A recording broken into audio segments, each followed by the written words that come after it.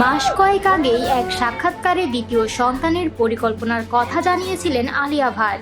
এমনকি এও জানিয়েছিলেন যে দ্বিতীয় সন্তানের নামও ইতিমধ্যে ঠিক করে ফেলেছেন রণবীর কাপুর এবং তিনি।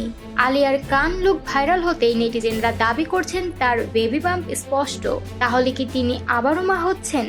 মেয়ে রাহার জন্মের পর থেকে রণবীর কাপুরের ব্যক্তিত্বে বড় রকমের পরিবর্তন এসেছে, যা সম্প্রতি আলিয়া প্রকাশ করেছেন।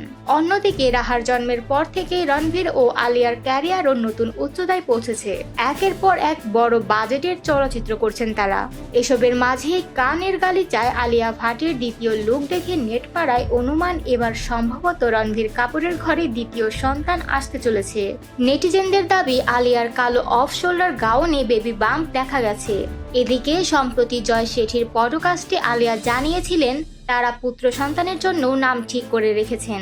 রাহার নাম দিয়েছিলেন দাদি নিতু কাপুর। সেই সময়েই পুত্র সন্তানের নাম ভেবে রেখেছিলেন রণবীর আলিয়া। অভিনেত্রীর কথায়, যখন আমরা মা বাবা হওয়ার পরিকল্পনা করছিলাম তখন পরিবারের গ্রুপ চ্যাটে অনেক নাম আলোচনা হয়েছিল। সেখান থেকেই একটি ছেলের নাম আমাদের পছন্দ হয়, আর আমার শাশুড়ি মেয়ে হলে রাহা নামের প্রস্তাব দিয়েছিলেন। এখনো যদি ছেলে হয় আমরা সেই নামই রাখবো। আলিয়া সে সময় ছেলের নাম প্রকাশ না করলেও দ্বিতীয় সন্তানের ইচ্ছার ইঙ্গিত দিয়েছিলেন। এবার কান এর কার্পেটে আলিয়ার স্ফীত দৌড় দেখে সেই ইঙ্গিত মিলিয়েই দুয়ে দুয়ে 4 করে ফেলল নেটপাড়া।